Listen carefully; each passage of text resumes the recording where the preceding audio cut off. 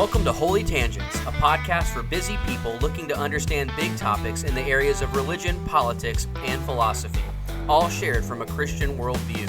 Let's listen in today's conversation with Troy and Stephen. All right, well, welcome back to another episode, Troy. Excited to sit down around the table about this one. And so this is kind of a topic near and dear to my heart, and I know it's near and dear to yours because of the kind of profound impact that this man has had on our lives, and I think a lot of Christians' lives.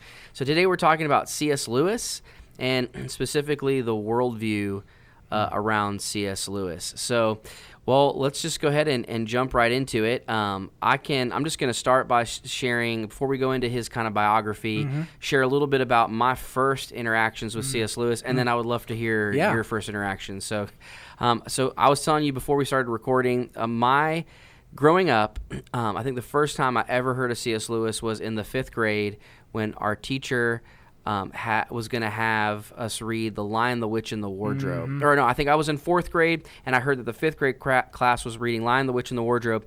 But something happened the following year. The curriculum got changed, and she ended up never walking us through that book. But I remember all of the kids saying, oh, yeah, we're reading The Lion, the Witch, and the Wardrobe. And for some reason, I thought that it was that, like, the literary version of that Disney movie, Bedknobs and Broomsticks. I put those together. The title, yeah. Yeah, the title. Like, and I had no idea it was a Christian book. I had no idea who C.S. Lewis was. I think I thought C.S. Lewis was a woman. Like, I was totally, like, clueless. But it wasn't until probably college where I started hearing his books referenced, his non-fictional works referenced a lot, and just realized, and then listened to some different lectures and things like that, and heard his autobiography. And I have not read Surprised by Joy, but I've listened to a lot of stuff about his childhood, his lifehood, his upbringing, just people lecturing on Surprised by Joy, and it kind of blew me away. And that's what kind of launched this love that I have for, Lewis, and then also Tolkien, and then the Inklings, and that whole world. So that's me. Yeah, I like how we start there. So yeah, I was immediately thinking, okay, my first exposure, I was a little out of order. So my first exposure was actually The Magician's Nephew. Okay, which is it's really weird. We maybe touch base on it, but The Magician's Nephew is chronologically the first book in the Narnia series, right? But it was actually written last by Lewis. So that was my first exposure, and that was in elementary, like late elementary school. Love The Magician's Nephew. Yeah, I mean, fantastic, right? And then, but I really kind of, similar to yours as well, I began to respect him, understand his story more and more when I got interested in Christian apologetics. That's when I started reading. I was like, oh my goodness, he's a nonfiction writer, and his nonfiction is really, really good and really, really compelling. Screwtape Letters, Surprised by Joy, you mentioned that. I mean, there's a lot that he published, and so it was like you just kept digging and digging, and there was more and more to enjoy on top of this magical world of Narnia. Yeah. I would have to say that, so going off of Magician's Nephew, that was I think that was the first book I ever read. Wow. That was I read that before I read or came in contact with The Lion, the Witch, and the Wardrobe. Yep. Just like you, and I loved The Magician's Nephew. In fact, there's certain, like, I don't know, I'm sure some people listening might do this. Maybe some people do this with scenes in movies, but I'll find myself going back to certain parts of The Magician's Nephew, like the creation of Narnia, when they first come in contact with Jadis. Yep. And there's something, like, the writing is so good, and I'll just reread some of those parts. And and over and over and over again. And I'd have to say, if I had to pick, and I know some people are going to disagree, like, I like Tolkien, and I like The Lord of the Rings and The Hobbit, but I think I like Lewis's fiction better. Sure. It's not to cast any shade on Tolkien stuff. It's great. There's just a special place in my heart for C.S. Lewis. I think the next one I had read was the Screwtape Letters. Yeah. But we'll get to that later on. But yeah. So let's talk a little bit about his life, his upbringing. So he was born in Northern Ireland. Yep. And which was a part of England at that time, part of the British Empire under the Crown. And he, I think, what kind of affected him early on, right, which led to his atheism. So that's important to know, right? He was an atheist before he became a Christian. Was the loss of his mother. I think it didn't start it right away, but it kind of triggered some different things, and that made his father very kind of aloof and distant from him and his brother. And then I think one of the things that's, even though I've not read it, one of the things that you always hear about, and it's mentioned in Surprised by Joy, and he goes into some detail in Surprised by Joy, is he got shipped off to this particular boarding school. A series of them, yeah. But there was one where he had a particular terrible experience. Yes. There was a psychotic clergyman that ran it. I think the accounts I've heard is there was maybe like 8 to 9 students there by the time that. Yes. And so one of the people I was listening to said that just so you know how bad the physical abuse was happening in this boarding school. This was a turn of the century school, so it's early 1900s, and they were under litigation. So like in the 1900s to be investigated for child abuse. Like we're talking back in the days when like schoolmasters were still allowed to like paddle kids and hit kids. And child labor, too, was legal. That's right. I mean, so to be under litigation for child abuse in the early 1900s, it was pretty bad. Well, and I want to emphasize that point. I didn't mean to interrupt you. No, go ahead.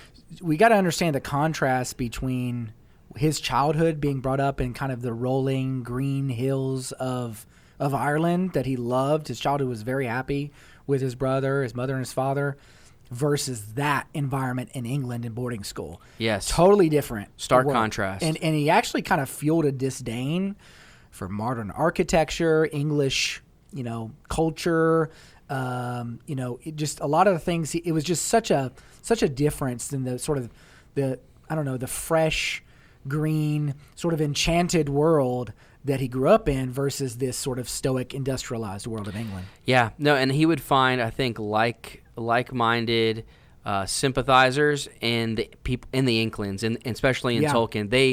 They both had that. A lot of that group had a love for the ancient, a love for the mystic, a love for myth, which we're going to talk about, and kind of a disdain for the disappearing of the enchanted world through the secular world, through modernism, through the English countryside, having all these factories and smokestacks going up, and just the ugliness of the city.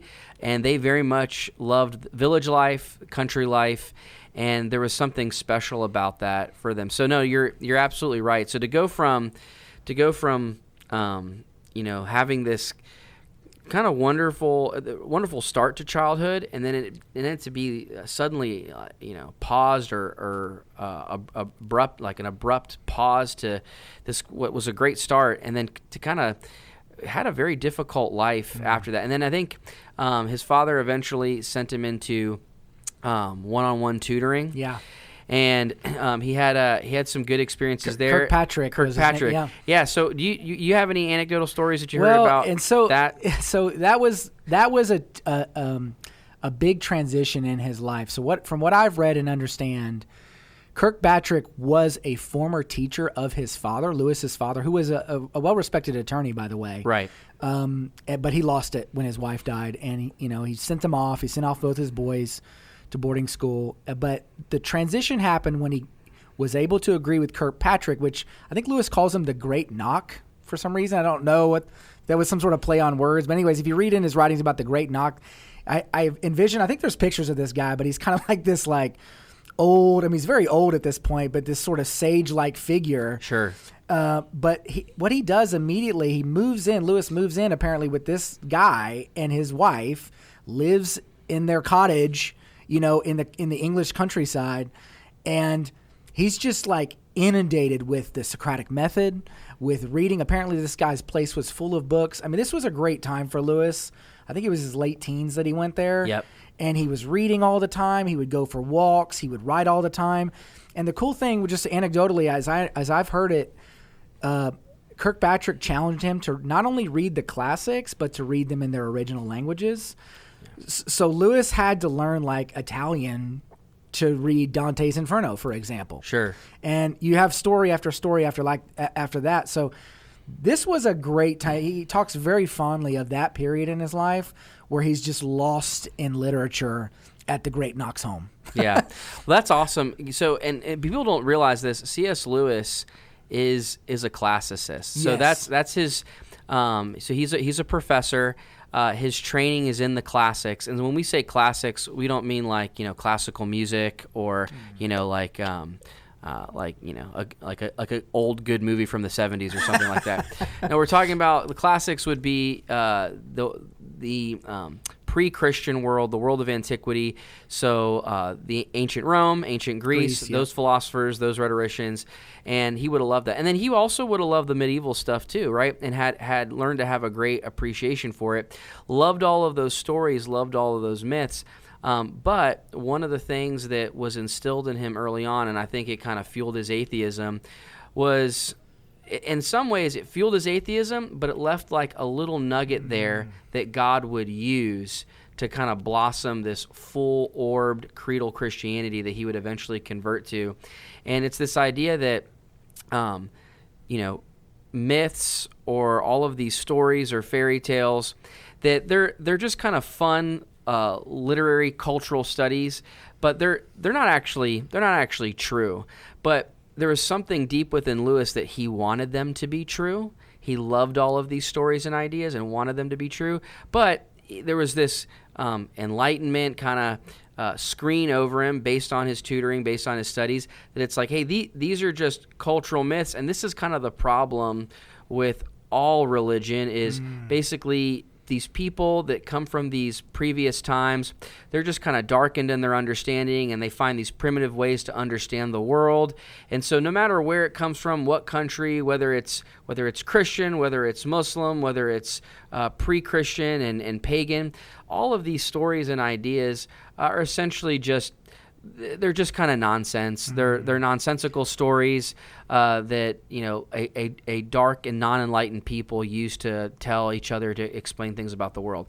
And even though that was kind of the thing that he latched onto and believed early on, there was something deep within him, and he began to notice. He goes, well, all of these cultures are talking about God. All of these cultures, in some ways, seem to be saying some of the same things about the God or gods. There's these themes that seem to be kind of timeless, and there was something in him that was drawn to that. But I don't know if you want to say anything about that. I fully agree. It's well said, because while he was immersing himself, you're absolutely right. This is post. I mean, this is on the heels of the Enlightenment. Materialism was on the rise. The God is dead kind of movement was on the rise. He was still very much enamored by an enchanted world. I mean, he loved the ancient myths. He loved kind of ancient fantasies, if you will, but slightly different than modern fantasies. He loved fairy tales. He was drawn to it. He recognized, while I'm this sort of academic, I'm this growing academic, and my mind tells me that this world isn't real, there's something about my heart that tells me this is fascinating. And that never left him. And you're absolutely right. God used that to draw him ultimately to Christianity, which I'm sure we'll get to in a minute. Yeah. So continuing on with kind of his story. So he finishes up his time with Kirkpatrick. I have to make mention of the one famous Kirkpatrick story that I think everyone shares, and it's where he's first being brought out to the country, and he makes comment about the environment looking wild or being wild. And Kirkpatrick, this is pretty much grills him, which this is, I think everyone, including Lewis himself, would say Kirkpatrick was a great teacher for this reason, but was not a great conversationalist, because sometimes you just want to talk with someone and not have them criticize and nitpick everything you say. But that's what made Lewis, I think, great. So in his conversation, he makes this comment about the environment or the landscape looking wild, and Kirkpatrick's like, what do you mean wild? Like, why would you use that word? And just starts kind of grilling him, like, what's the etymology? By what standard? Yeah, by what standard? Yeah. And so even though C.S. Lewis is not he doesn't, that I know of, take any kind of a specific apologetic lane. He kind of jumps around. He does some evidence-based apologetics. He does some presuppositional apologetics. But that's so for those of you that don't know what presuppositional apologetics is versus evidence-based apologetics. So to give you an example, if you're making a defense for God, evidence-based would be like, hey, we know that the world is this old, and based on the world being this old, this kind of lines up with the account of the Bible, and so that shows that the Bible is real. Therefore, we can rely on the Bible here. So therefore, we can rely on the Bible elsewhere. Therefore, the existence of God. So it kind of follows this logic of, hey, we're looking at archaeological evidence. Lee Strobel doesn't look at archaeological evidence. He looks at, well, he does, but it's less scientific evidence. It's Case for Christ, if you've read that. That's more like courtroom, like forensic style evidence. Yes. We're looking at history and we're looking at the resurrection. Is this a court case that we can prove? So that's evidence-based apologetics, and I think there is an absolute place for it, and C.S. Lewis does use that sometimes, but his presuppositional apologetic, whether he would have called it that or not, or I mean, it's strong and it's kind of there in all of his writing, and it's this idea that to just make a claim, like, so I think one of the most famous arguments that C.S. Lewis makes is the moral argument for God's existence. Yeah. That essentially is this presuppositional argument that, like, hey, you have no right to say something is good or evil, because what do you mean by good or evil? And if you don't believe in God, by what standard are you saying something is good or evil? We've all heard that. And I'm not saying that originated with C.S. Lewis, but he's one of the people that have made that argument really famous. And I think it comes from this early relationship that he had with his tutor, where he's just constantly challenging, why do you think the way that you think, and challenging his presuppositions about uses of words and meanings. And so that was I think a big he was a big contributor into Lewis's thought, and then eventually getting into college and all that kind of stuff. Yeah, and you just made me think of connecting the dots, and I don't know if this is the case, but that same reasoning that Kirkpatrick levied at Lewis would go on to talk about. He admitted, the quote I think is something similar. He says, one of my reasons for disbelieving in God was that I thought the world was so unjust. He said, but he stops and he admits, but where did I get this idea of unjust and just? By what standard was I judging such? And I immediately think of Kirkpatrick. Yeah. Right? So I think you're right. Certainly, this was the early seeds of thinking the way he thought through Christianity. Not Christianity itself, per se, of course, but it began to question his own worldview and eventually be very, very instrumental in the formation of his faith. And I think this makes him what John Piper didn't coin this term, but John Piper lovingly talks about Lewis as the romantic rationalist. Okay. Yeah, so I like that. You see early on, you see this love for the classics, love for myth, love for stories, love for reading, really, and just kind of this desire to be in nature and the enchanted world. And then you have his education is this kind of like harsh post-enlightenment rationalism and just critical thinking all the time, which is great, but it produces something really good in him. So he goes on to college, and he goes to the same college as his older brother. Yeah. From what I've heard and what I've read, and I know what you've read as well, his older brother was good at all of the stuff that you needed to be good at to be socially accepted in college, right? Yeah. And so I don't want people to think it's that it's like a fraternity, but from what I've heard, it's essentially in some ways there was a lot of hazing of upperclassmen towards younger classmen, more so. Like more over the top then than there would be now, and but his brother was athletic. Lewis was not. Lewis was bookish, and let's see, he was a nerd, right? Yeah. And so he got eaten alive, right, and did not do well in those kinds of environments. But when he eventually got into his fellowship and then his tutorship at Oxford, that's when he kind of found the thing that, hey, this is my world. Yeah. This is the thing I'm good at and I excel at. And all these guys that want to, go sit late night and in a pub in a corner somewhere and talk about Viking stories and Germanic literature. But so although he had a tough upbringing, it was good mixed with a lot of bad. In some ways, it made him who he was. Absolutely, yeah. No, I think he even talks about you, and I'm going to butcher the quote, but he basically said that the ink is my greatest medicine. Like he felt healing, refuge, peace. He wrote all the time, letters, correspondence, and this is maybe a little different than our world today, of course. But he would constantly write to friends, confidants. He would, even people that were, across on the other side of campus or whatever, he would write all the time. He'd write ideas, essays. He had dreams of being a poet. Apparently that didn't really work out. He admitted he wasn't a very good poet, but he wanted to be a poet. Yeah. But he wrote all the time and, probably fueled by, a lot of that bullying maybe that he experienced. And I agree. It made him who he is. All of these things kind of unfold in his writings.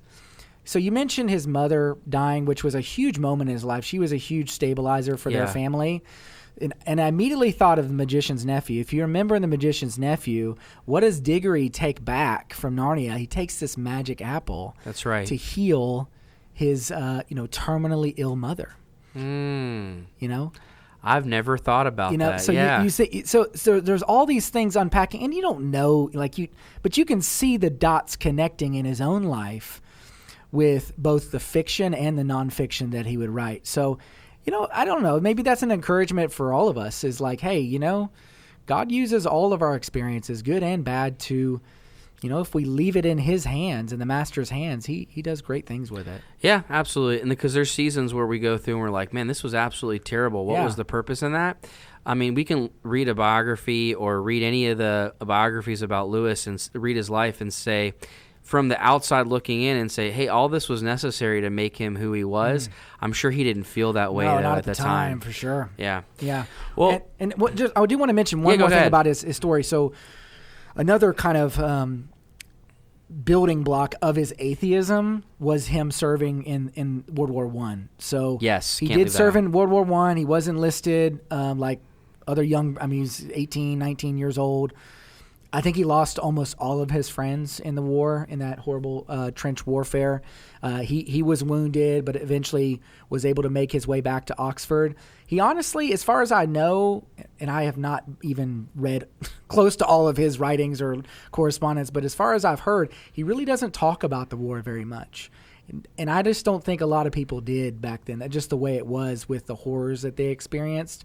But it clearly fueled his atheism. Questioning just the horrific nature of war itself. And maybe this is getting off the rails a little bit. He disdained modern warfare versus ancient warfare. Yes. So you see in Narnia, for example, they're battling with swords and shields and medieval battles where your opponent is right in front of you versus hey, a warship just blew up an entire countryside. You never even saw who killed you. Yeah. You know what I'm saying? And that in his mind, that kind of unfolds in a lot of his literature, but the Great War had a huge impact on him, whether he wrote about it explicitly or not. So, I'm glad you mentioned that too. So I think one of the effects that the Great War, and then also, even though he didn't fight in World War II, he lived through it. Yes. The Second World War had on his writing and his influences was, it kind of started early on in just some of his experiences like he had at that one terrible boarding school. Part of the things, if you read Lewis, everything he writes about evil, evil always manifests itself in Lewis's writings as this oppressive dictator or this oppressive regime under this evil dictator. And so for him, it kind of allowed him to see these modern dictators that were rising up after World War I and during World War II. And for him, he didn't disconnect them from the enchanted world or see them as a product of the Enlightenment. He saw them as this kind of evil has always been around. And whether ancient or modern, there's spiritual forces behind these things. And that comes out in some of his writing, like that hideous strength. Yes. He talks. Well, I mean, that's pretty much what the book is about in a lot of the space trilogy. Yeah. But yeah, so you see it in the White Witch in Narnia. Yes. And so I think you're right. I think what you said about modern warfare is not to make this not to go off in a really bad tangent. I mean, it is. We do go off on tangents here, but not too bad. But I think he didn't think there was any honor in modern warfare. Like that's when mustard gas was introduced, and they were still World War I was really interesting. I think you still had cavalry. In World War I. Yeah. So, like, you have this, it's this weird clash of, hey, this is the way we used to fight, face-to-face, soldier to soldier, and then we're using, like, chemical warfare, and then planes were being entered. So, like, all this technology was kind of folding on top of World War I, and I think it freaked a lot of people out. Sure. And then just... without, I mean, there's no other way to say it. It messed people up that were in that war in such a way that I do think it wasn't just unique to Lewis. I think a lot of people saw the horrors of the modern world and all the things that modernity and its technology was promising us, and saying, oh yeah, all these things that are supposed to be said to be used for good and to progress mankind, there's a horrible evil behind them as well that we need to be aware of. And I think for Lewis, it was just too much. Yeah. And he's like, this is not something that I want to throw all my eggs in this basket or hedge my bets on. And if, of course, he was an expert in medieval literature and history and the Renaissance as well. And you could see the appeal there. You mentioned the honor. I mean, sure, those periods had their horrific, the plague, there was war, famine, all these things. But, man, you look at the turn of the 20th century with modernity, the ability to literally obliterate hundreds of thousands of people, and ultimately with World War II and the atomic bomb, this was horrifying in his view for a man that was attached to the ancient world. That while, we have all this new technology. Humorously, I think he hated automobiles. Him and Tolkien were like terrified of vehicles. I think neither of them ever learned how to drive in their lifetime. And they're like, this is crazy. So people just drove them around. So I know that sounds so foreign to us, but like you put yourself in their mind. They saw like the really bad side of modernity, and you can see why they appealed to that ancient sort of medieval time of chivalry and honor. And it had its hardships, but man, it's not as hard as now. Right. With the scale and magnitude of death that we're causing on one another. So I did want to mention that. No, I'm glad you did. Him fighting. But he gets into Oxford. Yes. Right? So he gets in Oxford, Magdalen College. I'm not an expert. Apparently there's like 20 or 30 colleges at Oxford. So the way I've heard it described is it's kind of a confederacy of like institutions under the banner of Oxford University. And so like you can get into Oxford University, but then you still have to apply, get into another college. Yeah. And and I think, I mean, don't quote me on this. It's because the British educational system is very different from ours. But I think different colleges might specialize in different things. Like I think you do have multiple colleges that do have some of the same things, but I think some colleges are better known for this study and others known for that. And so, but he gets into Magdalen College. Now, I think we're pronouncing it right, Magdalen College. Yeah, right? And it's really confusing. Again, I'm going to admit this, and maybe our listeners can figure it out. He eventually, later on, like the tail end of his life, he transfers, like rather scandalously, to Cambridge, which is because Oxford wouldn't give him a chair, right? And I think he joined Magdalene College. Oh, but they're very close in Cambridge pronunciation. Versus Magdalene. Again, people have to look that up. Even in my own study, I'm like, are these the same place? But they're not. That is confusing. Yeah, but I think we're saying it right. If we're not, sorry, folks. Yeah, sorry. We're going to say Magdalene. But yes, and so and that was part of the scandal in his lifetime was some of his popular writings and even some of his academic writings were more serious and more widely read than some of the guys that were getting promoted above him, yet still he's a fellow and a tutor. And just to give some people it's not apples to oranges, but a fellow, when someone says you're a fellow of a college in Oxford, what they're saying is you teach at Oxford and you're a fellow of Magdalen College at Oxford. Means that you're affiliated with this particular college, right? Yeah. You have a fellowship with there. And to say you were a tutor was essentially like a you were a low ranking, like not to say that associate professors are low ranking them. So no, but that would have been the equivalent somewhat to an associate professor, but you didn't have full professorship. You weren't a chair. It was very prestigious to be called professor or to be the chair or a dean or something like that. And so he chased that his whole life, didn't get it till the very end, even when he was having huge fame, huge success. And some people even thought that it was because of his success that's why he wasn't being promoted. There was some we have to understand there was some Victorian snobbery of his age that he was competing against. Absolutely. And because he had like worldwide, well, at least Western worldwide fame, some of his Oxford associates didn't like that. Yeah. And I don't want to speculate on why, but it is kind of odd, and I'm sure it was hurtful to him. It's like, what else do I need to do? Yeah. But he was clearly an academic. He was tutoring, lecturing all the time. Apparently he got very, very popular with his lectures. Started meeting, and maybe you know more about the origin a little bit better than I do, but just started meeting up with a couple of guys, including J.R.R. Tolkien, and started just discussing literature like once a week into the wee hours of the night, if you will. And that was the birth of what we call today the Inklings. Yeah. So, you can't talk about his time at Oxford without talking about the Inklings. And so this is probably where Lewis's this is the part of Lewis's biography that's probably most widely known. So I can't speak exhaustively on the Inklings, but I'll share a little bit of what I know. So apparently it was started by Tolkien, not Lewis. And so Tolkien, by the way, and we might do an episode on Tolkien one day, but Tolkien was a massive Anglo-Saxon nerd. So, massive.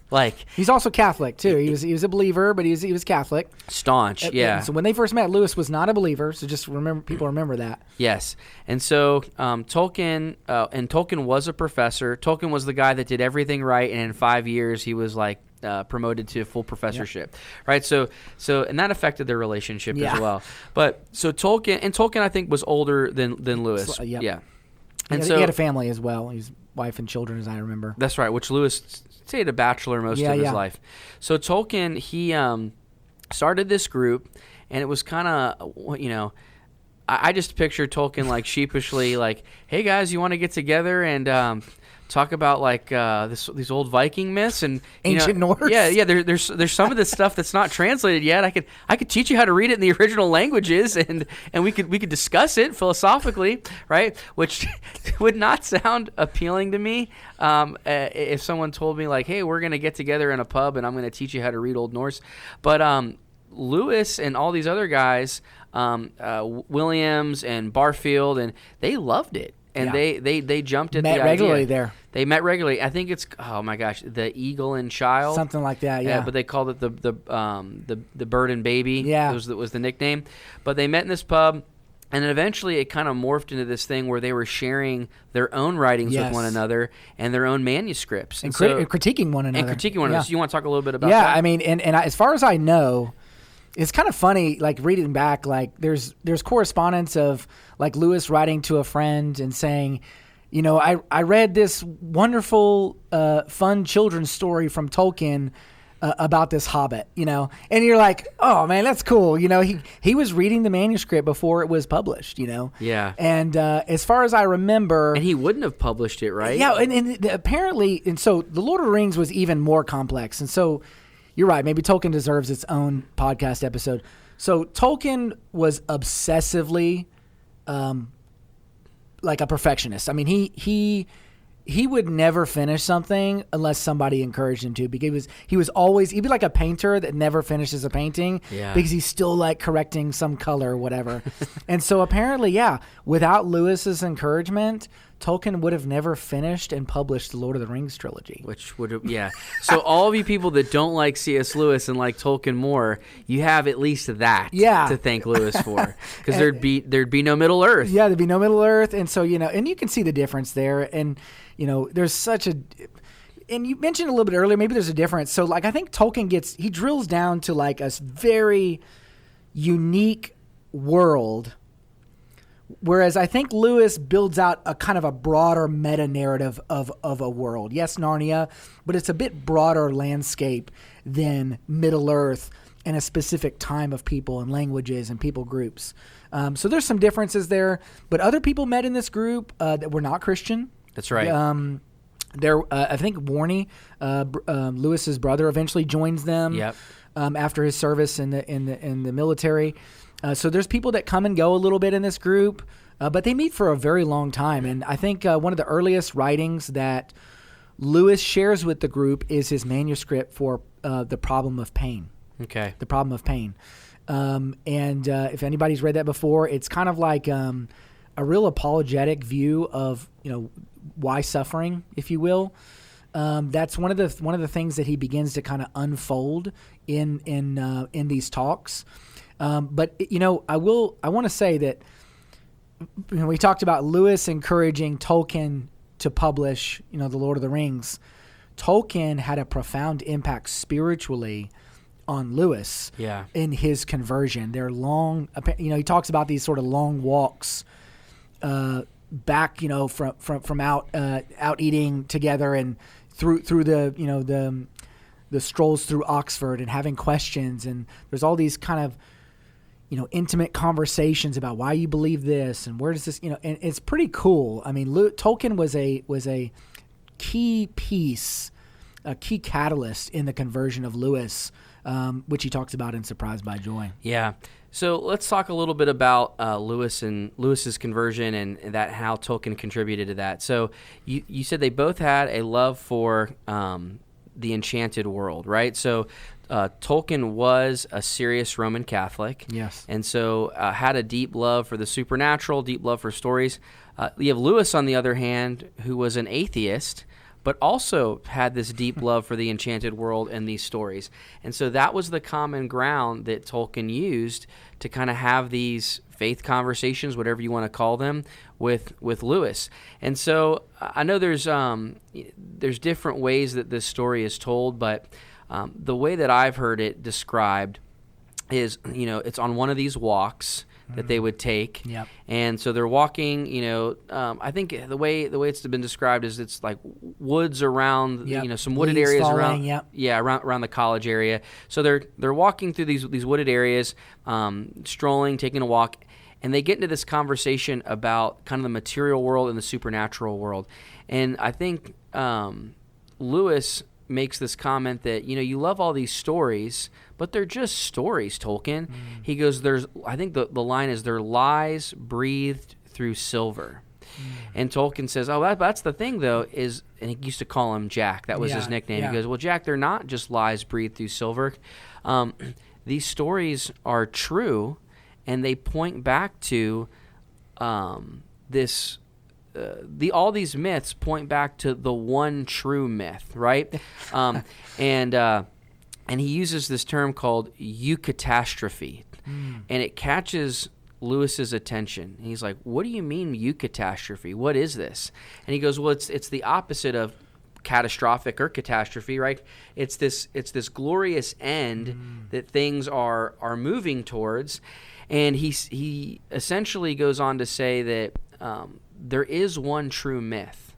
And let me just pause real quick to say when Tolkien uses the word myth, he's not using it in the sense that what we in the modern day think, a myth is a made-up legend or story that is not true. The way they understood myth, it was a myth for them. The way they used it was this archetypical story. It was like this master blueprint that expresses something deep that exists within every human. So every human being's drawn to these themes. And Lewis believed that and understood that, throughout all cultures, there's always all these different heroes, all these different villains, all these different stories are going to have similar characteristics. And so and there's something about humans that we're all drawn to these stories because they share so much commonality, right? And Tolkien's saying, well, the reason why is because of the gospel story, right? Because of, he would say, the Christ myth.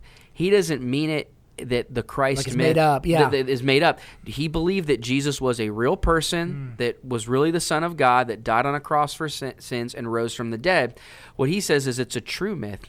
This is the true archetypical story. This is the true story that all of the other stories are pointing to. Yep. And I think Lewis would eventually come to say that God was preparing all of these pagan tribes and all of these other religions around the world to accept this one true story by embedding elements of this story in their own myths and legends and fairy tales and things like that. And so I think one of the most profound lines in this kind of like convincing, the story where he's convincing Lewis, is he says, he goes, think about, this is what he says. He goes, the walls of materialism are like the walls of a prison cell. So when I say materialism, I mean people that don't believe in the supernatural, which these would have been their colleagues, right? Of course. Men that didn't believe in God. They knew all these stories. They knew all the history, but they had a very hyper-rationalistic worldview where all that we see, taste, touch, and feel is all that there is. Yeah. And that would have been Lewis, right? He would have believed that. And so Tolkien calls him out on it. He goes, Jack, your materialist worldview, they make these walls around you, and these walls are like a prison cell. He goes, well, that's all that there is. There's nothing more than that. And then Tolkien tells Lewis, he goes, is it wrong for a jailer to think about the world outside of his prison cell? And Lewis says, well, no, of course not. And he goes, was the world outside the prison cell real? Maybe he thinks about it because it really does exist. And it was that line that I think clicked for Lewis. And he's like, you know what? Maybe I do love all these stories, and I am drawn to the supernatural because there is more to this world than just the four walls of materialism, right? It is a prison cell. Sure. It's a prison cell for my worldview. And that kind of launched him on this trajectory for seeking and searching even more so than he had been before. So. Yeah, that is so awesome. And, I think for this was so compelling because, as we mentioned, Lewis was always enchanted, even in a disenchanted world around him. He knew there was something there, and Tolkien, dipped into that and really connected the dots for him. One of the things that he talks about in the book Surprised by Joy, you say, joy, what is that all about? Well, so joy, joy for him was like the equivalent of longing. So if you read some of his writings, I think it's in The Weight of Glory, also Surprised by Joy, he talks about this idea of longing. Yeah. And I'll give you an example. So he talks a lot about it, these childhood memories of him and his brother playing in their toy garden. And, every once in a while, out of nowhere, he'd spring back to that moment where everything was right, everything was good, everything was perfect. And then it would be gone. That moment would be gone. And these little longings would happen in his life, throughout his life. And maybe I know I have experienced moments like that. I think a good visual display of this is in the movie Ratatouille. Okay, tell me about it. So this is a little tangent here, okay? So in the movie Ratatouille, at the end, when the food critic, who's like this hardened, mean food critic, he can't wait to write a bad review. He's been given a meal by the rat, who's the cook, the chef, and it's this like simple like pasta vegetable dish called ratatouille. And it would look unimpressive in France, really, this is what you're going to present to me? Well, in the movie, he takes a bite of it, and he's instantly transported back to his childhood. I think he hurt his knee riding his bike, and his mom prepared this ratatouille for him to comfort him, to help him to feel better. That, to me, is like a visual picture of that longing that C.S. Lewis is talking about. Yes. It's like these, and he even talks about maybe not even something that's like a flashback, but a hint of something that you haven't even achieved yet, right? A song, a note from a song you've not even heard, or the smell of a flower you've not even been around. There's these longings that hit us out of nowhere, and we want them back, but the more you desire them, they can't come there. And so for Lewis, remember now, in his materialistic worldview at the time, he wondered, where is this coming from? If I, Stephen, am just the product of a random, unguided process called evolution, how in the world is my brain creating these longings for this world or experience that I haven't even, haven't experienced yet?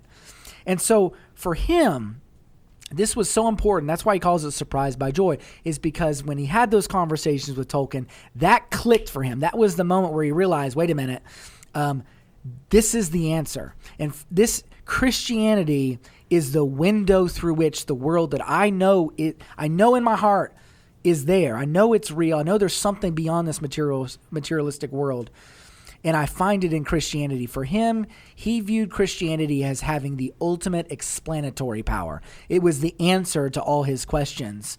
It was true in the truest sense that it connected all these narratives that he believed in, that he could read an ancient myth and say, there's a hint of truth there. Or he could read an ancient story and there's a hint of truth there. Or have this longing in his heart, there's a hint of truth there.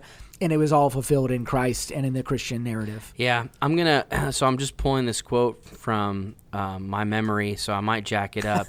But it's a C.S. Lewis quote, and he says, Jesus is like the sun, and that not that it gives us light, but by it it sheds light on all things. Yeah. And so what you just said, I mean that quote and kind of encapsulates his idea of I don't just love Jesus because I believe he is the Messiah. Yes. I love Jesus because he makes sense of everything else in this world. Absolutely. Yeah. That was for him, and that's so compelling. And I think that's why his writings are so meaningful, because it speaks to just like, okay, it's not, yes, you're right. He is the one true Messiah. He truly lived, truly died, truly rose from the dead. And he lives now, but he lives and provides meaning and explanation here and now and for all time. And that's what that was such a big moment for him. But I will admit, if you read Surprised by Joy, he also admits that when he came to this realization, and I think it was right on the heels of that walk with Tolkien, he calls himself the most reluctant convert in all of England. Mm-hmm. He didn't want to convert, but he was compelled because he realized this is the answer that I've been looking for. He admitted he loved his own autonomy. He loved to be his own God. But when he realized, wait a minute, the Christ King is the one true God who explains all of it, I have to yield to him. So he kind of sheepishly talks about him being dragged, kicking and screaming into the kingdom of God, because he didn't want it to be true, but it was inescapable for him at that point. Sure. Yeah. And, honestly, I think most people that are obstinate to come to the faith intellectually, I've just, and people that I know that they're big, it's all, their world is in their head, right? When they do come to faith, I've noticed kind of that same thing is they feel the same way. Like, oh man, I don't have all the answers. This doesn't make any sense to me fully, but this is what just seems to line up the best. Yeah. And so, there is that reluctancy, but I think once he moved into it, right, that's where faith comes in, right? Sure, of course. Not being sure, not being certain. Once he moved into it, he realizes, man, this is it. Now let's talk a little bit about some books that we love. Yeah. That we can't talk. I mean, there's so many. There's and a lot of them I haven't even read. Obviously, Mere Christianity is one. The Screwtape Letters, Problem of Pain, The Weight of Glory, Miracles. Like the list goes on. And it's fiction. You got Narnia. Let me just say one thing about this. So. Before we jump into all that, so there was a book that came out probably over 10 years ago called Planet Narnia by Michael Ward, and so I just wanted to mention that because we talked about Tolkien being like a world builder and a genius, and so Lewis he's not the world builder that Tolkien was. So I'm not, Tolkien would make up languages to go along with. He's a philologist, so like he was an expert in languages, many languages. So Lewis was too, but maybe maybe not as much as Tolkien. Ancient languages, not into his, not at least not in his literary career. Yeah. But Lewis was a world builder, and I think a world builder in maybe not the same way that Tolkien was, but definitely was a genius in his world. So I think what used to drive Tolkien crazy is he's like, in the Lion, the Witch, and the Wardrobe, he's like, you're taking all these weird mythical characters from antiquity and you're just kind of throwing them together. Santa? Yeah, and then you have Santa Claus. No, it would drive Tolkien nuts. He's like, why do you have Santa here? Like, it doesn't make any sense. And so Michael Ward, who is a Lewis scholar, and I think he's either at is he at Oxford? I think he's in Oxford. Okay, he was at least. He may still be today. So he studied Lewis profoundly, and then he found what he would call like the Narnia Code, and he writes about it in the book Planet Narnia that if you understand Lewis's medieval worldview. And everything was, the way that he saw the physical universe. Everything was ordered and organized by God in a very specific way. And in the medieval solar system, they didn't have all 9 planets like we did, and they would associate some of the orbs in the solar system, like our sun and the moon, and the moon as a part of that. Where we wouldn't say that those were one of our 9 planets today. Yeah. But in the medieval world, each planet or celestial orb had certain properties. And I think in the medieval world, they believed that certain angels or archangels were set over these different celestial orbs. And so it sounds weird to us, but Lewis would have been very well versed in this way of understanding and viewing the world and probably would have advocated for it.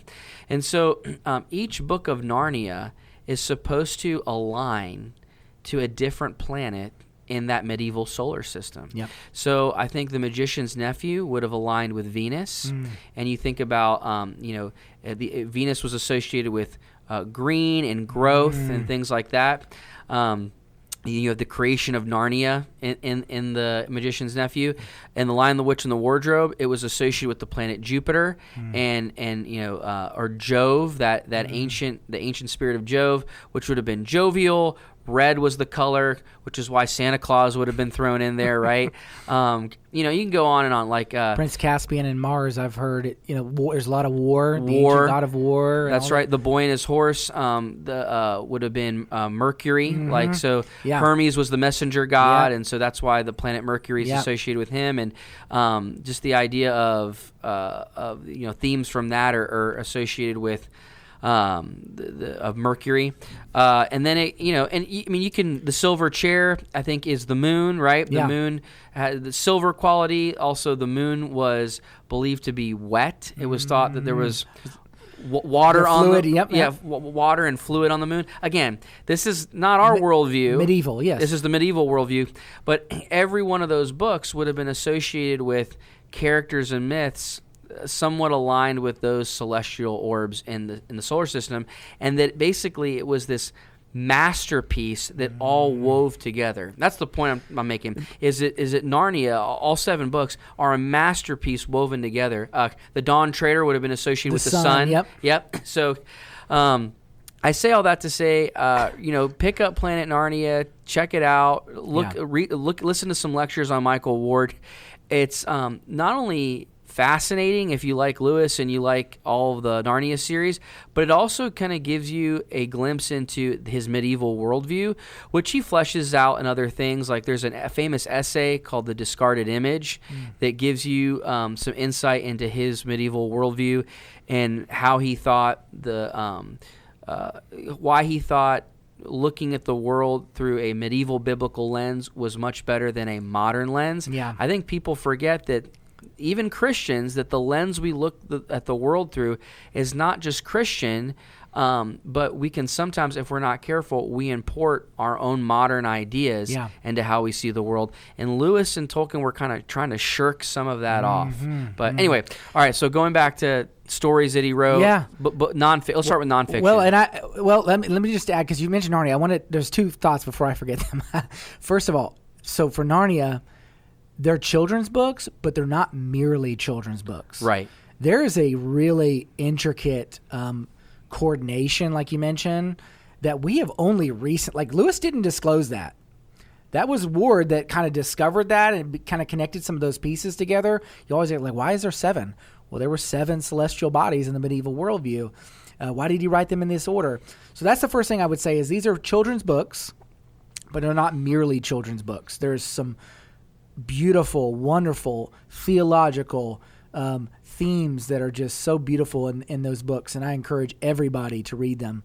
The second thing I would say is that I would encourage people to read them in the order that they were published. Okay. So I actually read them in the chronological order, and this is why I would say the order they're published. So obviously The Lion, the Witch, and the Wardrobe is published first. If you remember, and I'll give you an example. So if you remember in The Lion, the Witch, and the Wardrobe, there's talk of Aslan for a little while, and it's like this mysterious kind of enchanting figure that evokes awe in all the characters. They don't know, is he dangerous? Who is he? Oh, no, he's good. All these, the Beaver's talking about him. You don't really know him until a little bit later, and then he discloses himself. Well, if you read The Magician's Nephew first, which technically happened before it, you see a lot of Aslan. So he's not as mysterious. So that's why maybe as a nerd, I would recommend reading them in the publishing order. If you read them in the chronological order, it'll be awesome too.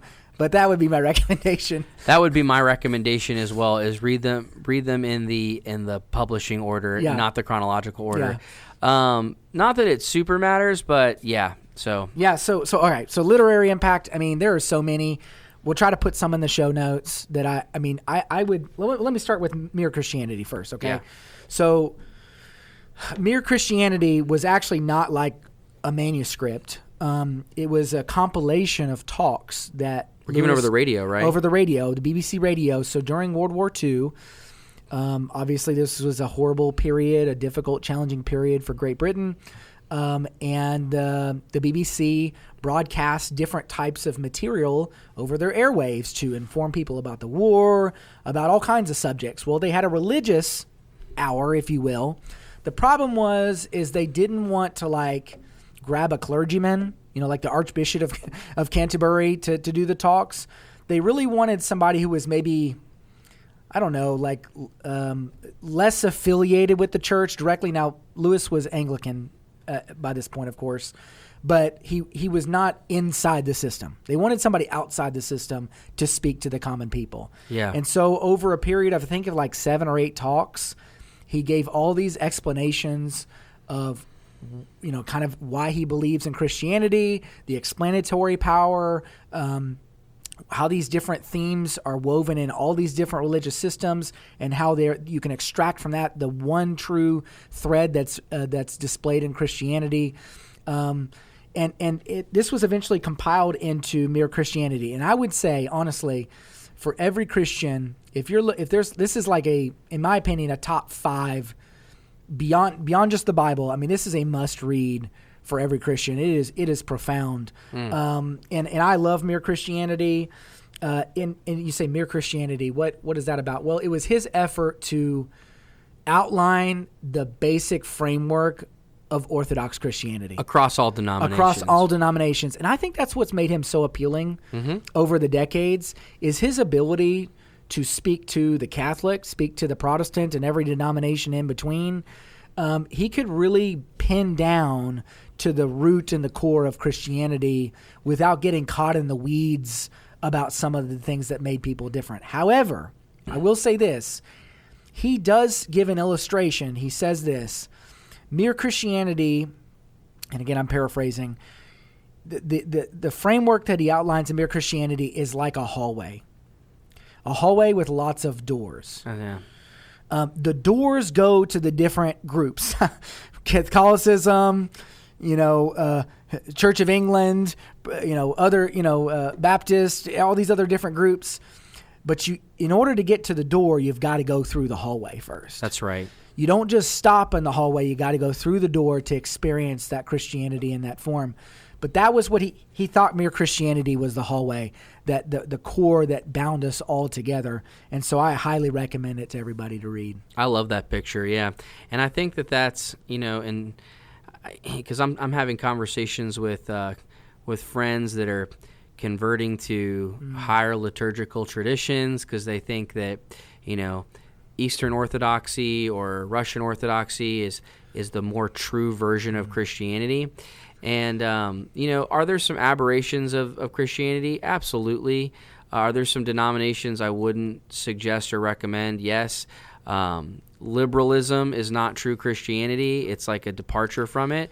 But I do like that picture of there are multiple expressions of Orthodox Christianity that are like you said, rooms connected by a long corridor or hallway in like a great hall or something like that.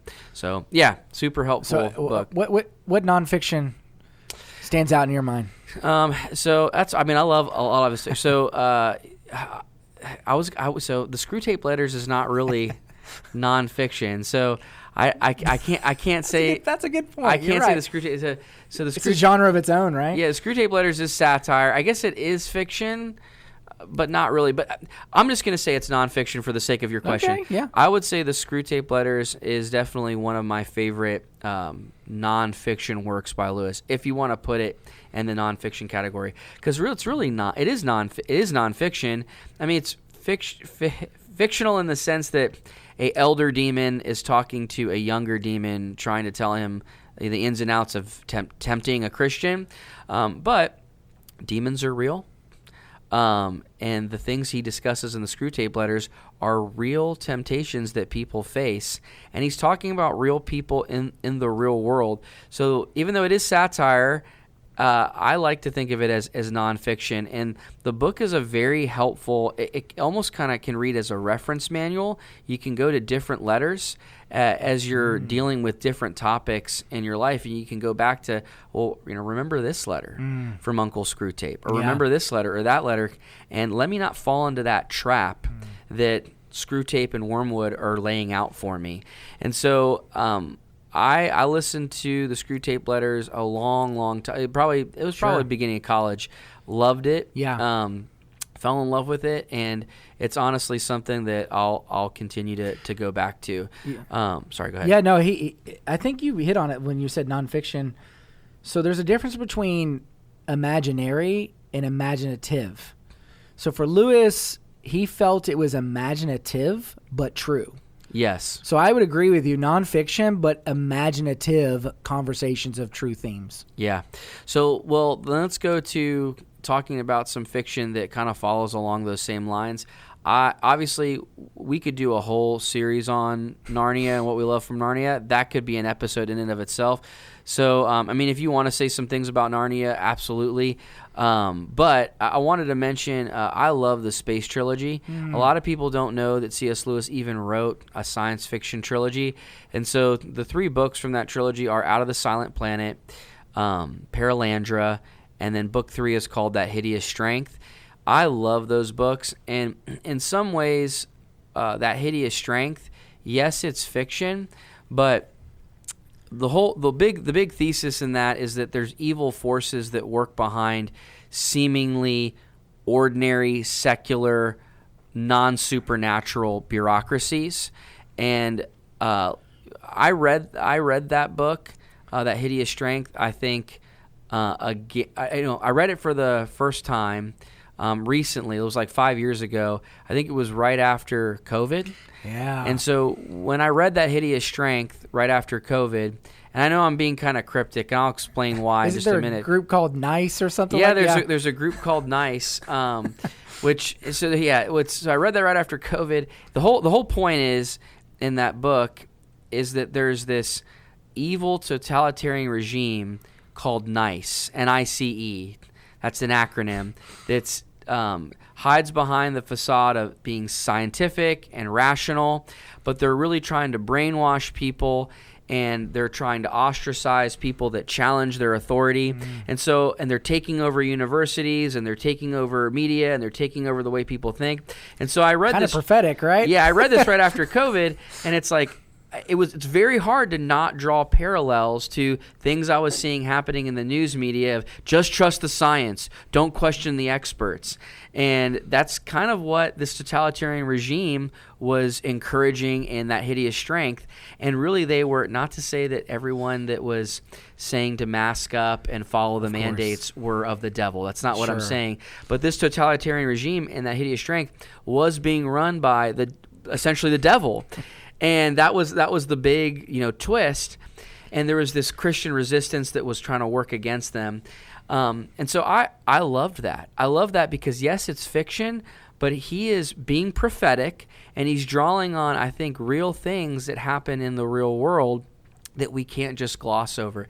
And so I think from there, I want to take a moment and I want to explain a little bit about the Space Trilogy and why it was so impactful and kind of what's going on and why I do think it ties into some of the themes in the Screwtape Letters and some of the other stuff that he wrote. So now it's very different than Narnia. And so I would say the Space Trilogy is realistic fiction. So he's talking about the real world and characters in the real world, but he's kind of infusing his cosmic medieval worldview with it. And so basically what the 3 books in the Space Trilogy are about, to give it a big overarching story, is that if you take the title of that very first book, Out of the Silent Planet, that's talking about the planet Earth. Now, why is Earth the silent planet? This is the reason why. So in Lewis's worldview, or what he's setting up in the trilogy, is that all of these planets that were created by God were in harmony with one another, almost like a musical, like an orchestra. And the whole universe, which is kind of a very ancient idea, right? It's where we get in some of these old hymns, like in the old hymn My Father's World, the music of the spheres, right? So that all the planets were cosmically connected, and there was an archangel over every single planet. Now that sounds kind of bizarre, but that's medieval worldview, right? Sure. There's an archangel over every single planet, and the archangel over Earth cut off this harmony and communication from God and from the other planets. And therefore now none of the other planets have contact with Earth. And this is why Earth is called the silent planet. And so in the first book, Professor Ransom, is taken away from Earth, and he's kidnapped by these 2 guys who eventually start the organization, or the one of them ends up being a founder of the organization NICE, which is the evil NICE in the 3rd book, which is the evil, facade science-based organization. And so they kidnap the main character in the first book, these 2 guys. I think it's their Ransom. And they kidnap Ransom, and I forget the villain's name, so I'm not even going to try to remember it. So they kidnap these villains. These villains kidnap Ransom. They bring him to Mars, and on Mars he kind of encounters this world or planet that is not as fallen as Earth is, but still encounters sin to some degree. So again, a little bit different than how we would view things. But he meets these other alien tribes, and they're all different, but they're all working together. And I think each aspect of, or the different aspects of each of these tribes say something about the Creator. And the Creator in their language they call, I think is Maleldil, is the name of what we would call Yahweh on earth, they call Maleldil. And so differences in languages and things like that. So you kind of get acquainted with the alien world and the universe and this cosmic universe in the first book. The second book, that character Ransom is taken to Paralandra, which is the planet Venus, which is a unfallen world, not yet fallen or corrupted by sin. And his mission is to fight the agent of the devil, or I think it actually is the devil himself, from corrupting the Adam and Eve type character from falling on that planet, right? And so that Lewis does a lot of interesting things there. Finally, in the last book, the fight comes back to planet Earth, where these evil forces, the devil and his angels, are now trying to basically create this political movement that starts in England to take over these universities using science and rationality as the facade. And there's this Christian resistance that's to fight against the NICE or some of these forces. And it gets really weird in certain parts of the book. And if you don't understand his worldview or his understanding of fairy tales and myth and how he likes to blend things, it's gonna kind of confuse you. But just know, like me, when I started jumping in and reading some of these things, I had to read and listen to some of this other stuff like Planet Narnia, or read a little bit about his essay, The Discarded Image, to kind of understand what is he doing here. Yeah. But if you're patient with him and you tie some of those things in, man, it pays dividends. It's really, really good stuff. Yeah, and I think it's important I just want to reemphasize, he was imaginative about true themes. So as bizarre as that may seem, he was always underpinning truth there. So he loved the idea of discovering truth, and so Lewis intentionally doesn't just put stuff out there for you. You've got to kind of peel back the layers of things, and he thought that was the fun part of writing, and he thought that was the fun part of reading. So that's why he did that. And so yeah, I think that's a helpful caution. Like if a Christian who reads that for the first time, like, man, this may seem strange. I admit I have not read the Space Trilogy. I know a little bit about it. But that's an important thing for people to understand about Lewis in his imaginative writing, is that, okay, you're not supposed to just, swallow every bit of this, spoonful by spoonful. You're supposed to peel back and understand what he's saying at a deeper level. Because he really, I think for him and Tolkien, they believed that narrative had the power, like the power of imaginative narrative, to make readers long for moral goodness. Yeah. Like, you're kind of drawn into this story. You mentioned these Christians that are fighting back. That was the point. Like, he wants you to draw you into the resistance that's pushing back against the forces of evil that are trying to corrupt the world. I mean, very Christian themes, of course, right? And so for me, when I think of some of the stories that stand out, I'm going to pick the low-hanging fruit here, but I just love in The Lion, the Witch, and the Wardrobe what Aslan does for Edmund. It's kind of interesting when you talk about the fall. It's like all of humanity. Jesus steps in and offers himself as a substitute for all of humanity.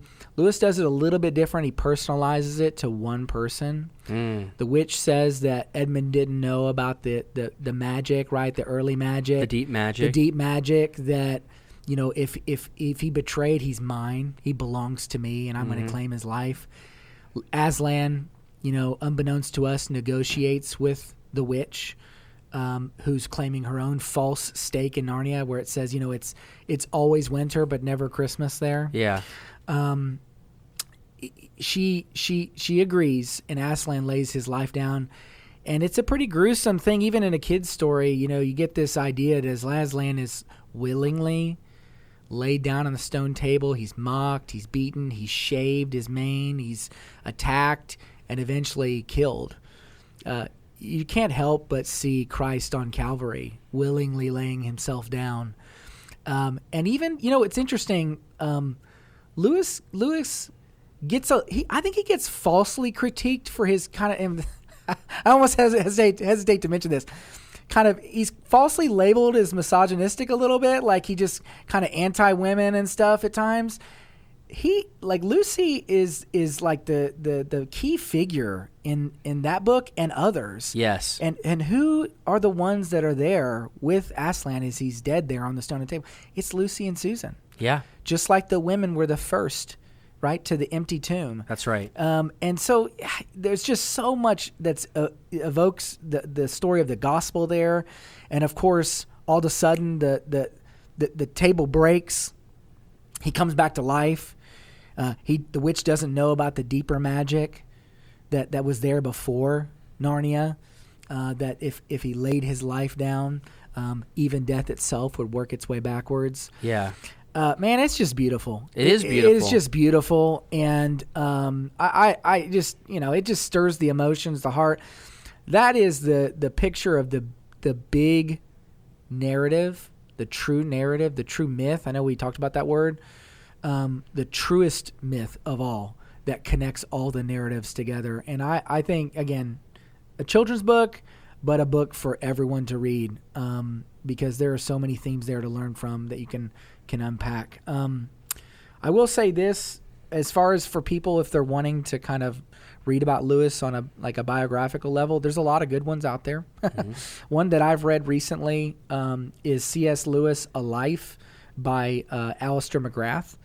And he kind of follows through Lewis's literary journey, his life through his literary works, not just his well-known novels and fiction and nonfiction, but also his correspondence, his personal letters. It's a long book. It's about 400 pages, but if you're interested in really digging deep into Lewis's life, I wholeheartedly recommend this one. I'll put it in the show notes. Okay, cool. I'm going to suggest one other book too by Lewis. So this was considered. We didn't talk about it too much today, but I think Lewis said it was his favorite fiction book he ever wrote, and it's the book "Till We Have Faces." Yes. So it was later, it was almost close to his death that he wrote that. Yes, well, I think one of his last books.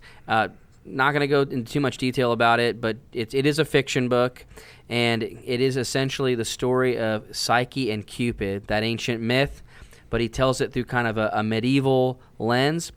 Some people have said it's even though it's a story about it's essentially a retelling of an old Greek myth, he does it in a very Christian way, and it emphasizes some really great themes about love and sacrificial love. And so I would say that, but what you just mentioned about Aslan, I would say if I'm going to take all of Lewis's writings, I would say the crown jewel is the death of Aslan. Yeah. And man, what an incredible, some people might disagree with me, but what an incredible,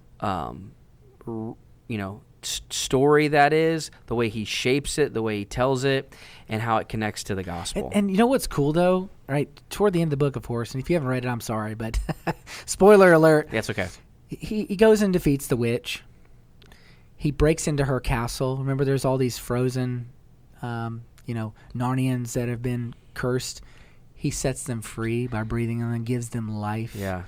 And then what is there? There's joy in the kingdom. Right? Medieval, it's saturated in medieval themes. In medieval literature and history, a good king is equated to joy and happiness for the people. Sure. And that's what he displays with a conquering, victorious Aslan. Man, our lion, from the tribe of Judah, Christ, is that kind of king. He brings joy and victory and peace. We may not always feel it here and now, but we know that he's going to one day establish that perfect kingdom. Yeah. Amen. Thanks again for listening to Holy Tangents. If you'd like to support us, you can visit us on our Patreon page at patreon.com/ProReggaeMedia. Currently, we are working on developing a club membership where we will be releasing exciting bonus content. In the meantime, you can donate any amount to help fund this project so we can keep having conversations on topics like the ones today. By the way, if there is a topic you would like us to discuss, please email us at proreggaemediagroup@gmail.com. Until next time, may the Lord bless you and keep you, and have a great weekend.